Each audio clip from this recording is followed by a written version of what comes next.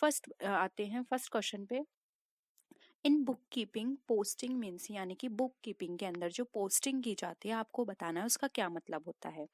First है to record the transactions from the journal to ledger, यानी कि journal से लेजर में ट्रांजेक्शन करना, उसको रिकॉर्ड करना, क्या ये कहलाता है बुक कीपिंग। सेकेंड है to record the transactions in the journal. Third है to record the transactions in the subsidiary book.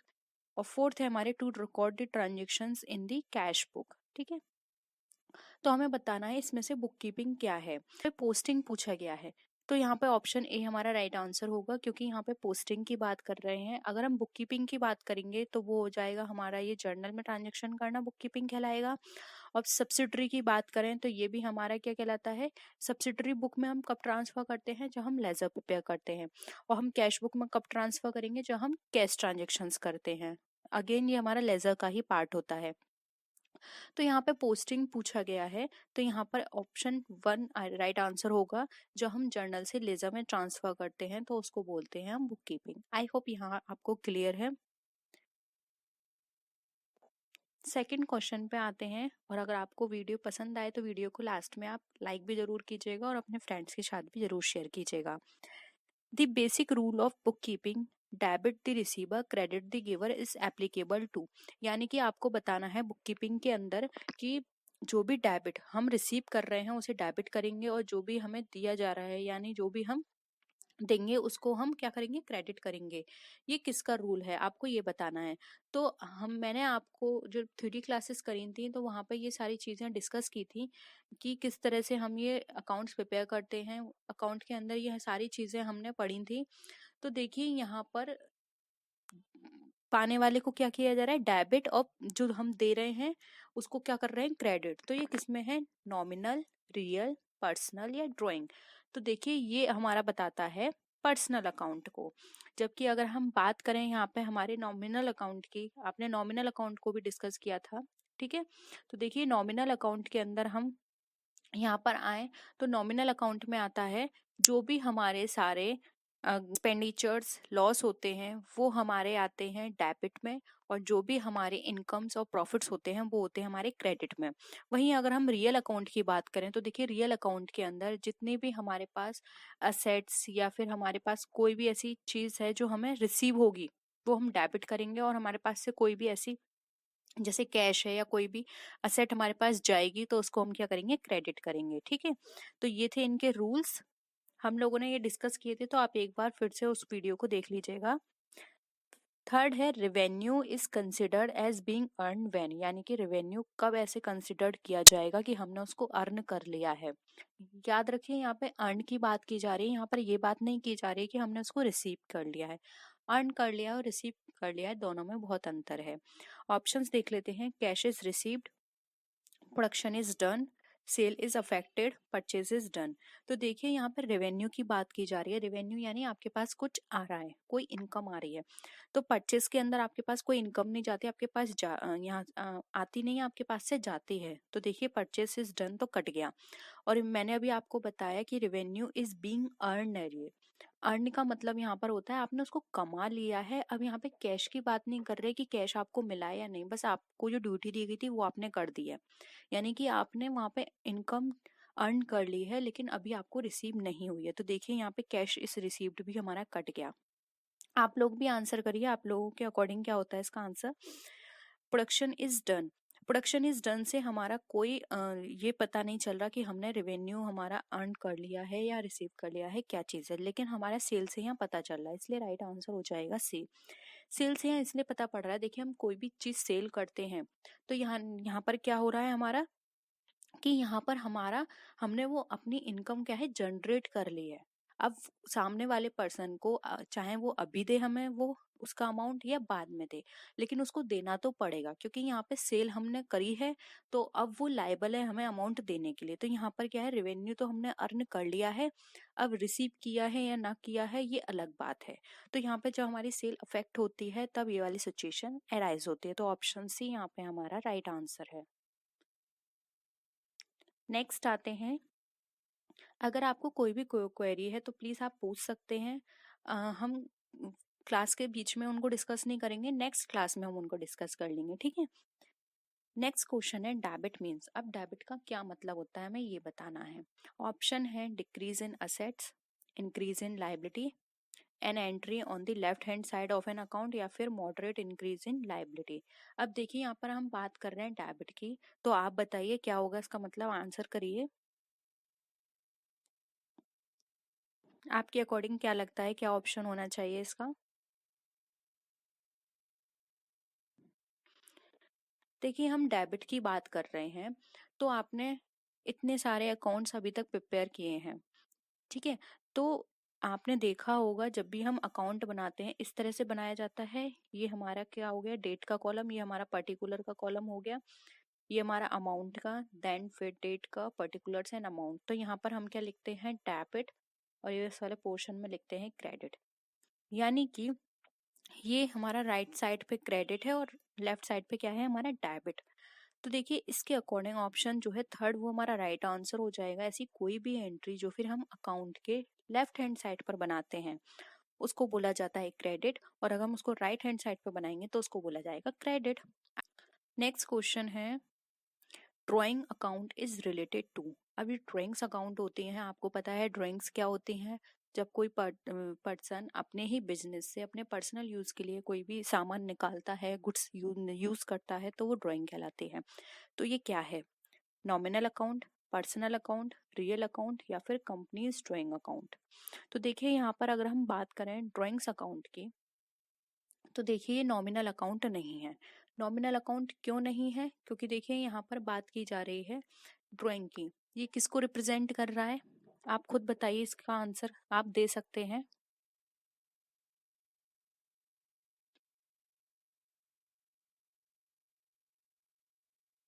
बताइए इसका क्या आंसर होगा, नॉमिनल होगा या फिर पर्सनल अकाउंट होगा, या फिर इसका अकाउंट हम अगर हम बात करें यहाँ पर तो वो होगा हमारा रियल अकाउंट। इन तीन में से कौन सा अकाउंट हमारा हो सकता है? देखिए ड्राइंग अकाउंट की यहाँ पर बात करें तो ड्राइंग अकाउंट हमारा एक तरह से अगर हम बात करें तो वो हो जाएगा हमारा पर्सनल अकाउंट, क्योंकि ये पर्सन को रिप्रेजेंट कर रहा है। ऐसे कोई भी अकाउंट जो कि किसी पर्सन को रिप्रेजेंट करते हैं वो हमारे ड्राइंग अकाउंट कहलाते हैं, ठीक है? आई होप ये भी क्वेश्चन क्लियर है। नेक्स्ट आते हैं which of the following is related to nominal account. अब नॉमिनल अकाउंट क्या होते हैं हमें ये बताना है, इनमें से कौन सा, bank account, commission account, furniture account, या फिर इंटरेस्ट रिसीव्ड अकाउंट? तो देखिए आप शॉर्ट में आपको मैं एक चीज लिखा देती हूँ। देखिए जितने भी पर्सनल अकाउंट होते हैं उसमें पर्सन आते हैं या फिर ऐसी चीज आएंगी जो पर्सन को रिप्रेजेंट कर रही है, जैसे कि कंपनी हो गया, किसी पर्सन को रिप्रेजेंट कर रही है, कोई इंस्टीट्यूशन हो गया जो किसी पर्सन को रिप्रेजेंट कर रहा है, ठीक है? फिर आता है हमारा रियल अकाउंट। देखिए रियल अकाउंट में हमारे जितने भी असेट्स होंगे या जितने भी राइट्स होंगे, जैसे कि कॉपीराइट हो गया, पेटेंट हो गया, ये हमारे राइट्स हैं, ठीक है? तो जितने भी राइट्स हैं, जितने भी असेट्स हैं, वो हमारे रियल अकाउंट में जाते हैं, जैसे कि फर्नीचर हो गया, बिल्डिंग हो गया, ये रियल अकाउंट है। वहीं अगर हम आते हैं नॉमिनल अकाउंट पे, तो देखिए नॉमिनल अकाउंट में हमारे जितने भी प्रॉफिट, लॉस, इनकम और एक्सपेंडिचर, ये जितनी भी चीजें होती हैं वो हमारी नॉमिनल अकाउंट के अंदर कंसिडर की जाती हैं, ठीक है? तो आप देख लीजिए यहाँ पे नॉमिनल अकाउंट की बात कर रहे हैं तो इसमें नॉमिनल अकाउंट में क्या आएगा यहाँ पर? यस बताइए क्या होगा इसका राइट आंसर? देखिए इसका जो यहाँ पे राइट आंसर होगा वो होगा यहाँ पे हमारा ऑप्शन नंबर बी, जो कि हमारा कमीशन अकाउंट। क्योंकि कमीशन हमारे लिए क्या है, एक तरह से हमारे लिए एक्सपेंडिचर है। वहीं अब हम बैंक अकाउंट की बात करें तो ना ही कोई प्रॉफिट, लॉस, इनकम या एक्सपेंडिचर को शो कर रहा। फर्नीचर भी हमारा किसी भी तरह की इन चीजों को शो नहीं कर रहा। फर्नीचर क्या है, हमारे लिए रियल अकाउंट है क्योंकि ये हमारे असेट्स है। वहीं इंटरेस्ट रिसीव्ड अकाउंट जो है ये भी हमारे लिए क्या है, हमारे लिए एक तरह से हम यहाँ पर बात करें तो ये हमारे लिए एसेट की तरह यहाँ पे काम करेगा। और ऊपर से यहाँ पे सॉरी, ये जो इंटरेस्ट अकाउंट की बात कर रहे हैं तो ये यहाँ पर नहीं आएगा। यहाँ पर जो आएगा हमारा वो होगा कमीशन अकाउंट, क्योंकि ये एक हमारे लिए एक्सपेंडिचर है। और अगर यहाँ पे हमने कमीशन रिसीव भी किया होगा, क्योंकि यहाँ पे ये नहीं लिखा कि कमीशन हमने दिया है या रिसीव किया है, अगर ये रिसीव भी किया है तब भी ये हमारे नॉमिनल अकाउंट के अंदर कंसिडर किया जाएगा। इसलिए ऑप्शन बी यहाँ पे हमारा राइट आंसर है। नेक्स्ट आते हैं goodwill account. Goodwill account is related to, अब गुडविल अकाउंट जो है हमारा किससे रिलेटेड है? Nominal account, personal account, real account या फिर टेंजिबल अकाउंट्स। तो देखिए अगर हम गुडविल की यहाँ पर बात करें तो मैंने अभी आपको बताया था जितने भी राइट्स हैं, असेट्स हैं, वो हमारे रियल अकाउंट के अंदर आते हैं। इसलिए यहाँ पे ऑप्शन सी रियल अकाउंट हमारा राइट आंसर है, क्योंकि ये जो गुडविल है ये हमारे लिए एज असेट है और ये एज हमारे लिए राइट है, क्योंकि ये हमने खुद अर्न किया है तो ये हमारी है। ठीक है, तो ऑप्शन यहाँ पे सी जो है हमारा राइट आंसर हो जाएगा। नेक्स्ट आते हैं प्रीपेड इंश्योरेंसेस। अब प्रीपेड इंश्योरेंस क्या है? नॉमिनल अकाउंट, नॉमिनल कर लीजिएगा इसे, nominal account, personal account, real account या फिर प्रीपेड अकाउंट। तो देखिए प्रीपेड इंश्योरेंस की यहाँ पर बात करें तो प्रीपेड इंश्योरेंस हमारा एक तरह से क्या, कौन सा अकाउंट होगा ये आपको बताना है। जल्दी बताइए इसका आंसर क्या होगा प्रीपेड अकाउंट। देखिए प्रीपेड अकाउंट की बात करें तो जितने भी हमारे ऐसे एक्सपेंडिचर होते हैं जो कि हमने प्रीपेड करे होते हैं, या फिर यहाँ पर अगर हम बात करें कि ऐसे कुछ आउटस्टैंडिंग हमारे ट्रांजेक्शन्स भी होते हैं, तो वो हमारे पर्सनल अकाउंट के अंदर कंसिडर किए जाते हैं। यहाँ पे प्रीपेड इंश्योरेंस की बात की गई है तो यहाँ पे ऑप्शन बी हमारा राइट आंसर हो जाएगा, बी। अब कुछ एग्जाम्पल्स हैं, जैसे कि देखिए प्रीपेड रेंट अकाउंट हो गया, आउटस्टैंडिंग रेंट हो गया, आउटस्टैंडिंग सैलरी हो गई, इंटरेस्ट अक्रूड हो गया, इंटरेस्ट आउटस्टैंडिंग अकाउंट हो गया। ये सारे हमारे क्या हैं, पर्सनल अकाउंट के अंदर कंसिडर किए जाते हैं। ठीक है, आप इनको नोट कर लीजिएगा। नेक्स्ट है according to the going concern concept a business entity assume to have, यानी कि अगर हम गोइंग कंसर्न कॉन्सेप्ट की बात करें तो हमारी बिजनेस की एंटिटी किस तरह की होती है? एक लॉन्ग लाइफ की, a very short life, and indefinite life या फिर अ मीडियम लाइफ। देखिए यहाँ पर हम बात करें गोइंग कंसर्न कॉन्सेप्ट की, तो गोइंग कंसर्न कॉन्सेप्ट के अंदर ये बताया जाता है कि हमारा जो बिजनेस है, या फिर ये एज्यूम करके चलते हैं कि हमारा जो बिजनेस है वो लॉन्ग टर्म तक रहेगा। ठीक है, मैं आपको ये डिस्कस भी कर चुकी हूँ तो आप इजीली इसका आंसर कर सकते हैं। जल्दी बताइए इसका क्या आंसर होगा।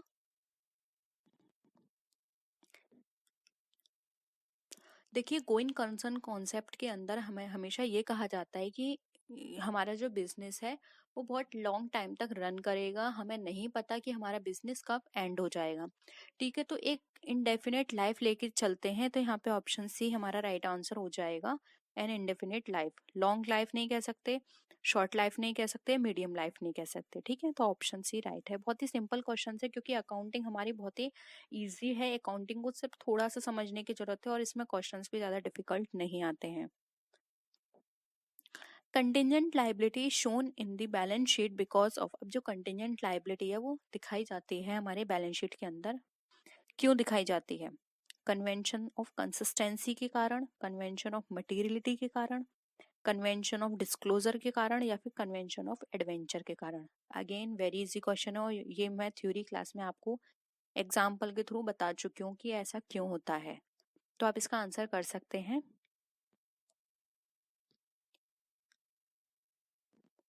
देखिए कंटिजेंट लाइबिलिटी वो लाइबिलिटी होती है जो कि हमें नहीं पता कि फ्यूचर में लाइबिलिटी है, होगी भी या नहीं होगी, मतलब एक सस्पेंस बना रहता है।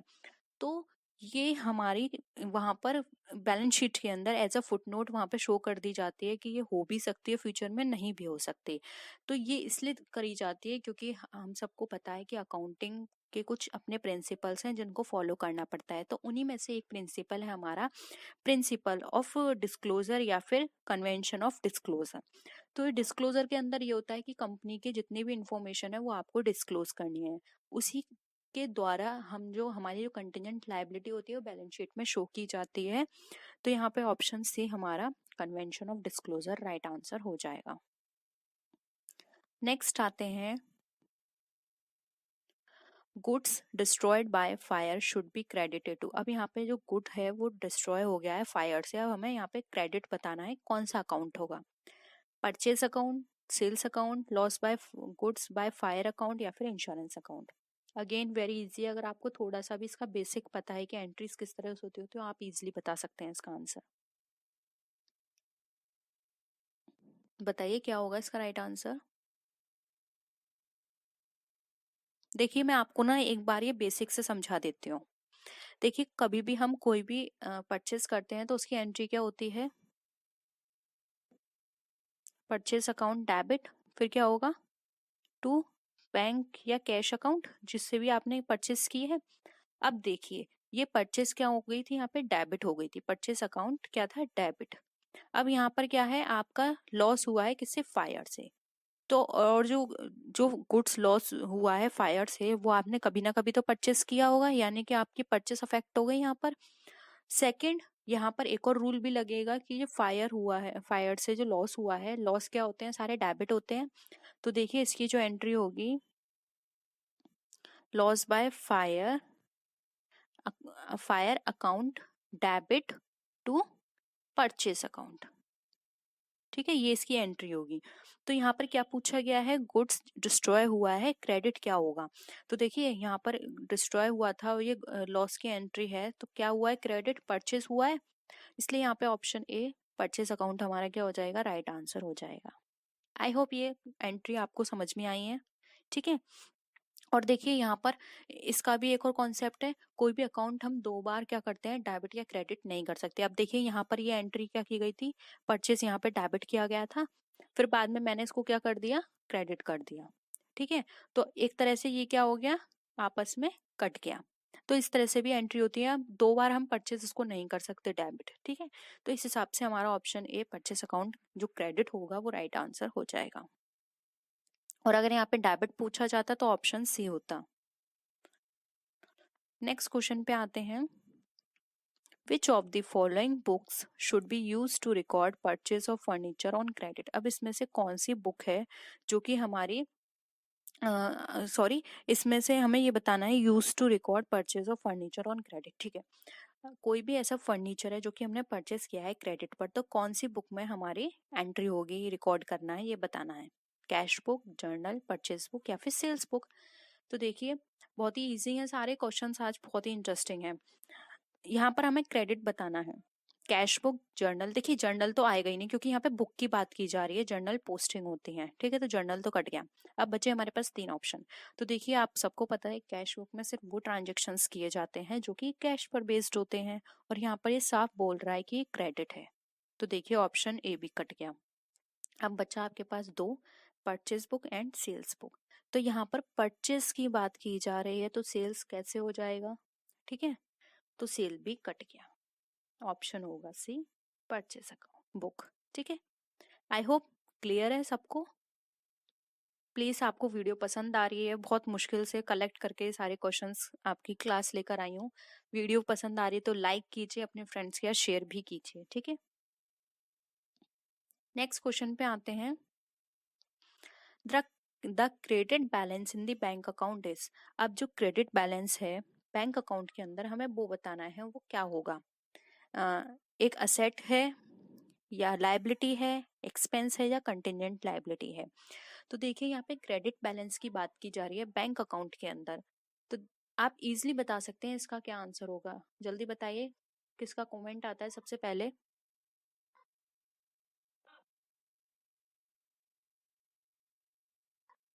देखिए यहाँ पर अगर हम बात करें क्रेडिट बैलेंस की, तो जो बैंक अकाउंट के अंदर क्रेडिट बैलेंस है वो एज अ लाइबिलिटी की तरह ट्रीट किया जाता है, इसलिए यहाँ पे ऑप्शन बी जो है वो हमारा राइट आंसर हो जाएगा, आर लाइबिलिटी।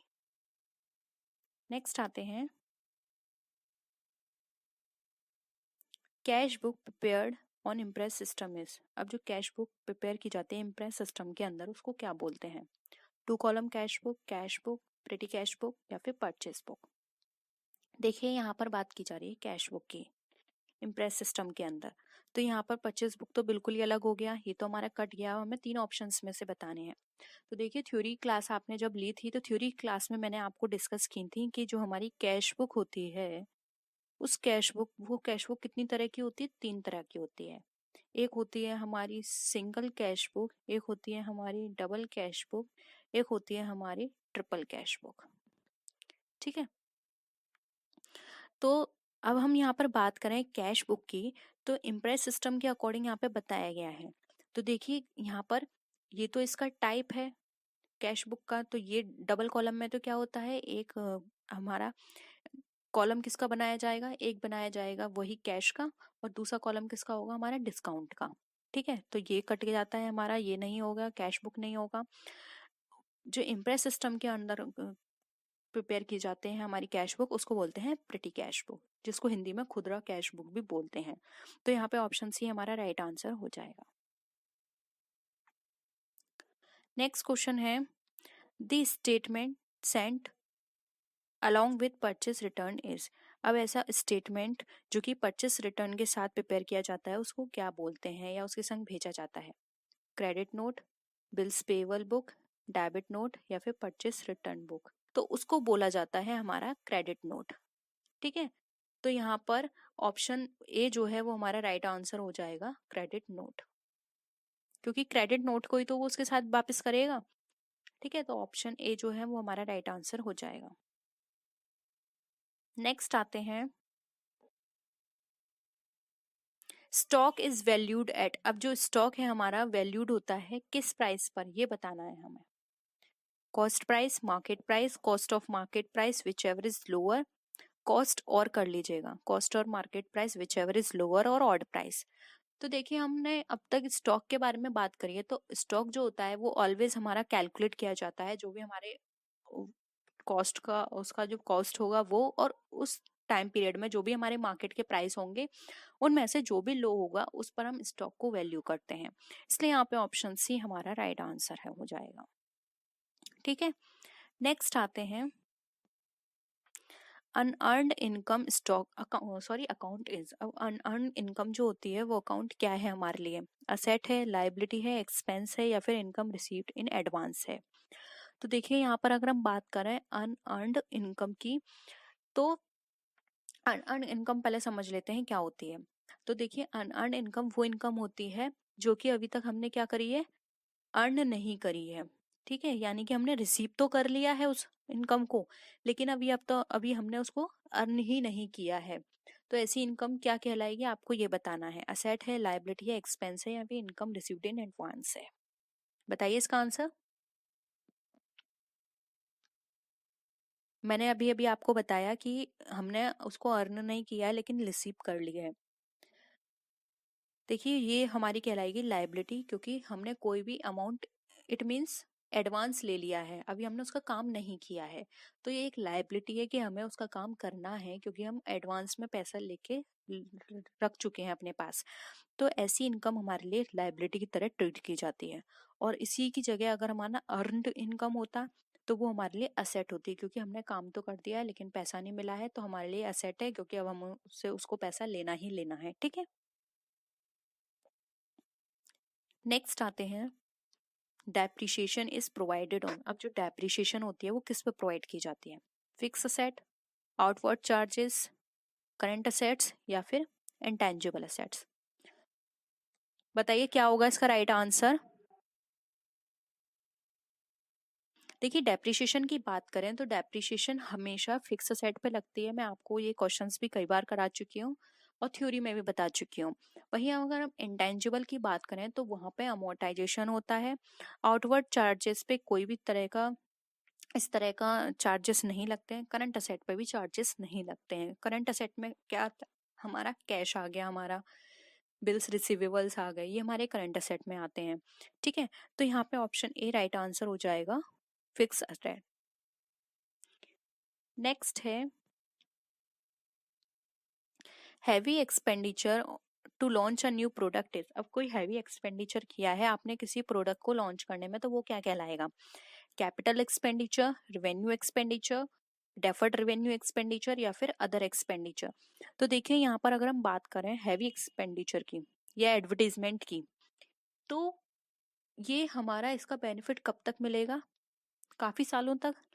और आपने पढ़ा होगा ऐसा कोई भी एक्सपेंडिचर जो कि बहुत लार्ज अमाउंट पे होता है और बहुत टाइम तक उसका बेनिफिट हमें मिलता है, तो ऐसे एक्सपेंडिचर को हम एक बार में शो नहीं करते हैं अपने अकाउंट्स में, क्योंकि अगर एक बार में शो कर देंगे तो इतना हैवी एक्सपेंडिचर से क्या है, हमारा लॉस दिखाने लगेगा, बैलेंस शीट हमारी गलत पोजीशन दिखाएगी, जिससे कि हमें आगे तक बहुत लॉस होगा, हमारे इन्वेस्टर्स को नेगेटिव इमेज जाएगी हमारे। तो यहाँ पर क्या होता है, इस तरह के एक्सपेंडिचर को हम कुछ सालों में राइट ऑफ करते हैं, जैसे कि 5 साल 10 साल ऐसे राइट ऑफ करते हैं। तो अब तक आपको इसका आंसर ही पता चल गया होगा। इसका आंसर है सी, इसको बोलते हैं डेफर्ड रेवेन्यू एक्सपेंडिचर, जिसको हम कुछ कुछ करके जो हमने अमाउंट सेट कर लेते हैं उसके अकॉर्डिंग पर हम कुछ सालों में उसको क्या करते हैं, राइट ऑफ करते हैं। तो ऑप्शन सी हमारा यहाँ पे राइट आंसर है। नेक्स्ट क्वेश्चन है provision for bad debt is calculated on. अब ऐसा प्रोविजन जो कि बैड डेट बैड डेट के लिए प्रोविजन है वो कैलकुलेट किया गया है क्रेडिटर्स पर, सेल्स पर, परचेस पर या फिर डेटर्स पर। तो यहाँ पे बैड डेट की बात की जा रही है। बैड डेट वो पर्सन होते हैं जिनसे हमें उम्मीद नहीं है कि वो हमें पैसा देंगे कि नहीं, इसलिए प्रोविजन बना के रखा जाता है कि अगर वो नहीं देते हैं हमारे पैसे को तो हम यहाँ से उस अपने जो भी हमारा लॉस होगा वो यहाँ से हम उसको कंप्लीट कर लेंगे, या वो यहाँ से हम उसको अपने लॉस को थोड़ा कम कर लेंगे, मिनिमाइज कर लेंगे। तो इस तरह की चीजें हमारे डेटर्स के साथ होती हैं। तो ऑप्शन डी राइट आंसर है। क्रेडिटर्स तो वो हो गया जो हमसे पैसा लेगा, सेल्स और परचेस से कोई इफेक्ट नहीं पड़ता। तो राइट आंसर हो जाएगा डी, डेटर्स। नेक्स्ट क्वेश्चन है N example of revenue expenditure is. अब रेवेन्यू एक्सपेंडिचर का एक एग्जाम्पल हमें बताना है, जैसे purchase of land, salaries, lease या फिर परचेस ऑफ बिल्डिंग। बताइए क्या होगा इसका आंसर। देखिए अगर हम रेवेन्यू एक्सपेंडिचर की बात करें तो पहले इसके मीनिंग को समझ लेते हैं। रेवेन्यू एक्सपेंडिचर का मतलब ऐसा एक्सपेंडिचर होते हैं जो कि हमारे फ्रिक्वेंटली होते हैं, डेली होते हैं, और इनका काम होता है जो भी हमारा डेली की एक्टिविटीज हैं उनको स्मूथ करना, वो अच्छे से हो पाए, वो हमारे रेवेन्यू एक्सपेंडिचर कहलाते हैं। वहीं हमारे कैपिटल एक्सपेंडिचर वो होते हैं जो कि बहुत कम अमाउंट, बहुत कम नंबर्स में होते हैं, जिनका बेनिफिट हमें बहुत टाइम तक मिलता है। ठीक है, उससे हमारे बिजनेस का एक्सपेंशन होता है। इस तरह के एक्सपेंडिचर्स होते हैं। तो यहाँ पर ये डेली बेसिस पर होते हैं। तो देखिए purchase of land daily basis पर नहीं होती, लीज डेली बेसिस पर नहीं होती, purchase of building daily basis पर नहीं होती। डेली बेसिस पर क्या होती है, सैलरी। डेली ना से अगर हम मंथली बात करें तो ये हर मंथ होगी। हर मंथ कोई मशीन नहीं खरीदता, कोई बिल्डिंग नहीं खरीदता। तो इस तरह के एक्सपेंडिचर हमारे क्या कहलाते हैं, रेवेन्यू एक्सपेंडिचर, जो कि हमारा option B salary. Next question है contingent liability appears as a footnote in the balance sheet. This is in accordance with the accounting principle of। Again आ गया ये वही question, consistency, disclosure, materiality, conservatism. ठीक है, अगर मुझे इतना पता नहीं कैसे मैंने दोनों बार दे दिया, क्योंकि सेम क्वेश्चन है, बस थोड़ा सा पूछने का तरीका अलग है। कैसे आ गया ये, आप इजीली इसका आंसर कर सकते हैं। इसका आंसर है बी, डिस्क्लोजर। डिस्क्लोजर प्रिंसिपल है जिसके बेसिस पर आपको कंटिजेंट लायबिलिटी जो है वो बैलेंस शीट में फुट नोट की तरह शो करनी पड़ती है। ठीक है, तो ऑप्शन बी राइट है। नेक्स्ट क्वेश्चन है preparation of trial balance help in deduction of. अब ट्रायल बैलेंस को प्रिपेयर किया है, वो जब हम ट्रायल बैलेंस को प्रिपेयर करते हैं तो वो हमारी किस चीज में हेल्प करेगा, error of principle, compensating error, error of whole omission या फिर क्लरिकल एरर। देखिए हमने ट्रायल बैलेंस की जब थ्योरी डिस्कस की थी तो वहां पे मैंने आपको स्टार्टिंग में ही बताया था कि इसके कुछ ड्रॉबैक हैं। अब वो ड्रॉबैक भी अगर आपको याद है तो उसके बेसिस पर आप ये आंसर कर सकते हैं। मैंने बहुत सारे ड्रॉबैक बताए थे जिसके बेसिस पे हम कह सकते हैं कि हाँ ट्रायल बैलेंस से हमें फायदा नहीं होता।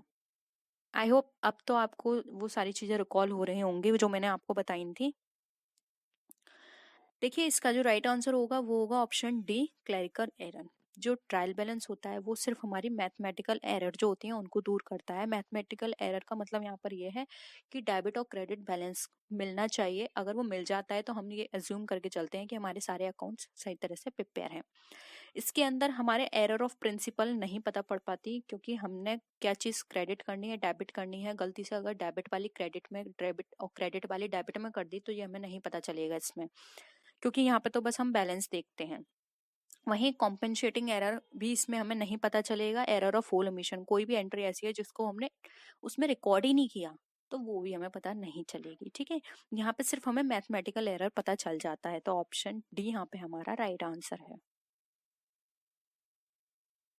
नेक्स्ट क्वेश्चन है error of principle arise when. अब एरर ऑफ प्रिंसिपल हमारा कब होता है, proper distinction is not made between capital and revenue, या फिर there is an omission of transactions, wrong amount are entered in the subsidiary book. Fourth option है हमारा transactions are entered in the wrong subsidiary books. बताइए क्या होगा इसका right answer. इसमें बात कर रही है एरर ऑफ प्रिंसिपल की, यानी कि जहाँ पर हम जो भी हमारे प्रिंसिपल्स हैं उसके बेसिस पर हम यहाँ पर एंट्री नहीं कर पा रहे हैं, तो वो हमें बताना है कि इस तरह के एरर हमें कब होते हैं हमारे। देखिए, एरर ऑफ प्रिंसिपल का मतलब यहाँ पर ये है कि जहाँ पर हमें यही ना पता हो कि हमारा कोई भी एक्सपेंडिचर जो है वो डेली बेसिस पर हो रहा है या फिर हमारा कभी कभी होता है, ठीक है, कैपिटल है या रेवेन्यू है, तभी हमें इस तरह की प्रॉब्लम आती है। रॉन्ग अमाउंट में तो हमारा ये मैथमेटिकल हो गया। हाँ, ओमिशन की बात करें यहाँ पर, तो ये भी हमारा एरर ऑफ प्रिंसिपल का पार्ट नहीं है। यहाँ पर प्रिंसिपल के पार्ट में बात तब आएगी जब हम किसी भी चीज में ये पता ना कर पाए कि इसका ट्रीटमेंट किस तरह से करना है। तो यहाँ पर option A, proper distinction is not made between capital and revenue, हमारा राइट आंसर हो जाएगा। नेक्स्ट क्वेश्चन है, petty cash may be use to pay. अब जो पिटी कैश बुक है वो हमारी किस चीज के लिए इस्तेमाल की जा सकती है? The expenses relating to postage and conveyance, salaries and wages to the final staff, for the purchase of furniture and fittings, या फिर अदर रिकरिंग एक्सपेंसेस। बताइए, पिटी कैश बुक आपने पढ़ा होगा, मैंने थ्योरी क्लास में पिटी कैश बुक को भी बहुत अच्छे से डिस्क्राइब किया था। देखिए, यहाँ पर हम बात करें पिटी कैश बुक की, तो पिटी कैश बुक के अंदर यहाँ पर वो सारे एक्सपेंसेस आते हैं जो कि हमारे बहुत छोटे छोटे एक्सपेंडिचर्स होते हैं, वो वाले इसके अंदर इंक्लूड किए जाते हैं। जैसे कि मैंने आपको एग्जांपल में भी बताया था वहां पर जब थ्योरी क्लास चल रही थी, कि ऐसा कोई एक्सपेंडिचर जैसे कि जिसमें हमारी नोटबुक आ रही है, हमारा पेन आ रहा है, हमारी पेंसिल आ रही है, इसको धीरे धीरे करके आप नोट कर रहे हो, लेकिन जब आप बाद में इसकी फाइनल कैश बुक में पोस्टिंग करते हो तो कैसे करोगे? स्टेशनरी के नाम से, ठीक है। तो ये छोटे एक्सपेंसेस होते हैं, वो हमारे पिटी कैश बुक के अंदर आते हैं। तो यहाँ पर option A, the expenses relating to हमारे पोस्टेज एंड कन्वेंस, ये हमारे पिटी कैश बुक का पार्ट है, वहां पर यूज की जाती है हमारी पिटी कैश बुक। तो ऑप्शन ए राइट आंसर है। नेक्स्ट क्वेश्चन है, which item is shown on the debit side of the trial balance. अब हमें बताना है ट्रायल बैलेंस में डेबिट साइड में कौन से आइटम्स हमारे शो किए जाते हैं। Rent outstanding, prepaid expenses, purchase return, excess of income over expense और income over expenses by the firm. यानी कि अब देखिए, यहाँ पर फोर्थ ऑप्शन तो हमारा कट जाएगा, क्योंकि excess of income over expenses ये हमारा इनकम एंड एक्सपेंडिचर में आते हैं, इस तरह के टर्म्स ये वही हम इंक्लूड करते हैं। अब बात आई first, second and third option की, तो इसमें आप बताइए क्या होगा इसका राइट आंसर। देखिए, यहाँ पर इसका जो राइट आंसर होगा वो होगा यहाँ पे option number B, prepaid expenses. जबकि रेंट आउटस्टैंडिंग, परचेस रिटर्न हमारा किसका पार्ट है? क्रेडिट साइड का। यहाँ पे डेबिट साइड पूछा है, इस वजह से हमारा जो राइट आंसर हो जाएगा वो होगा ऑप्शन बी, प्रीपेड एक्सपेंसेस। ठीक है, नेक्स्ट है, expenditure incurred by a publisher for acquiring copyrights is a, यानी कि ऐसा एक्सपेंडिचर जो कि पब्लिशर के द्वारा यहाँ पर खर्च किया गया है कॉपीराइट को एक्वायर करने के लिए, तो वो क्या कहलाएगा? Capital expenditure, revenue expenditure, deferred revenue expenditure, या फिर कैपिटल रिसीप्ट। देखिए, कैपिटल रिसीप्ट यहाँ पे एक्सपेंडिचर की बात कर रहे हैं, तो ऑप्शन फोर्थ कट गया। हमेशा ये जब भी आप क्वेश्चन सॉल्व करें तो ये देखिए ऐसा कौन सा ऑप्शन है जो बिल्कुल नहीं होगा, पहले उसको काटने की कोशिश करा करिए, क्योंकि उसके बाद क्या होता है, आंसर निकालना बहुत आसान हो जाता है। बताइए अब क्या होगा इसका आंसर? कॉपीराइट के लिए उसने एक्सपेंडिचर किया ये सारा। देखिए, कॉपीराइट यहाँ पर अगर हम बात करें तो कॉपीराइट के लिए किया है, और कॉपीराइट करने में जो एक्सपेंडिचर किया है इससे उसको बेनिफिट कम मिलेगा, बहुत सालों तक मिलेगा। ऐसा तो नहीं है ना कि अभी उसने एक्सपेंडिचर किया दोबारा करेगा फिर बाद में करेगा, बहुत आगे टाइम तक उसको ये इसका वो मिलेगा फायदा। तो ये इसका जो आंसर होगा वो होगा option number A, capital expenditure.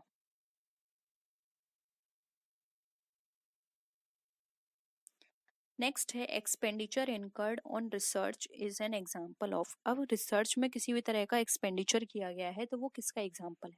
Capital, revenue, deferred revenue, या फिर पार्शली कैपिटल एक्सपेंडिचर। बताइए, देखिए यहाँ पर रिसर्च की बात की जा रही है और रिसर्च में कुछ थोड़ा बहुत अमाउंट नहीं लगता, रिसर्च में बहुत अमाउंट लगता है, बहुत ज़्यादा खर्चा करना पड़ता है, तब हमें पता चलता है हम जिस भी चीज़ के लिए रिसर्च कर रहे हैं। तो एक तरह से ये हमारा बहुत लार्ज अमाउंट का एक्सपेंडिचर होता है जिसको हम बहुत टाइम तक राइट ऑफ करते हैं। तो यहाँ पर ऑप्शन सी हमारा राइट आंसर हो जाएगा, डेफर्ड रेवेन्यू एक्सपेंडिचर। ठीक है, आई होप यहाँ तक आपको सारे क्वेश्चंस क्लियर हैं। ये हमारा क्वेश्चन था 28, अभी लगभग 60 समथिंग क्वेश्चंस हैं, तो टाइम लगेगा। आप प्लीज जाना नहीं, क्योंकि लास्ट में और भी इंटरेस्टिंग क्वेश्चंस हैं और सारे क्वेश्चंस वो हैं जो हमने थ्योरी में डिस्कस किए हैं। ठीक है, a gross profit is transferred to the dash side of the profit and loss account. अब हमें बताना है ग्रॉस साइड हमारा ट्रांसफर किया जाता है प्रॉफिट एंड लॉस अकाउंट में किस साइड में, डेबिट, क्रेडिट, करंट या एसेट। तो ये भी बहुत इजी है, आपने बहुत सारे जब अकाउंट्स प्रिपेयर किए होंगे तो आपने देखा होगा, जो हमारा ग्रॉस प्रॉफिट होता है ट्रेडिंग में हमारा कहाँ दिखाया जाता है, डेबिट साइड में, और जब हम P&L में ट्रांसफर कर दें तो हमारा क्रेडिट साइड आ जाता है। तो ऑप्शन बी राइट आंसर है। नेक्स्ट है नॉन ट्रेडिंग इंस्टीट्यूशन प्रिपेयर। जो नॉन ट्रेडिंग इंस्टीट्यूशंस होती हैं वो क्या प्रिपेयर करते हैं, income and expenditure account, trading and profit and loss account, only trading account, या फिर ओनली रेवेन्यू अकाउंट। अगेन हम ये डिस्कस कर चुके हैं थ्योरी क्लास में, बताइए। देखिए ट्रेडिंग एंड P&L अकाउंट ये प्रिपेयर करती हैं profit organisations. Only trading account नहीं प्रिपेयर किया जाता किसी भी कंपनी के द्वारा, ओनली रेवेन्यू अकाउंट नहीं होगा। तो राइट आंसर होगा ए, इनकम एंड एक्सपेंडिचर अकाउंट। तो ये थे हमारे क्वेश्चंस। होप यहाँ पे आपको सारे क्वेश्चंस क्लियर हुए होंगे। किसी भी तरह का डाउट हो तो जरूर बताइएगा। और वीडियो कैसी लगी, वीडियो को लाइक कीजिए, फ्रेंड्स के शेयर कीजिए। किसी भी तरह की कोई भी क्वेरी हो तो जरूर बताइएगा। तो नेक्स्ट वीडियो में फिर मिलते हैं और भी अच्छी वीडियोस के साथ। तब तक के लिए टेक केयर, बाय बाय।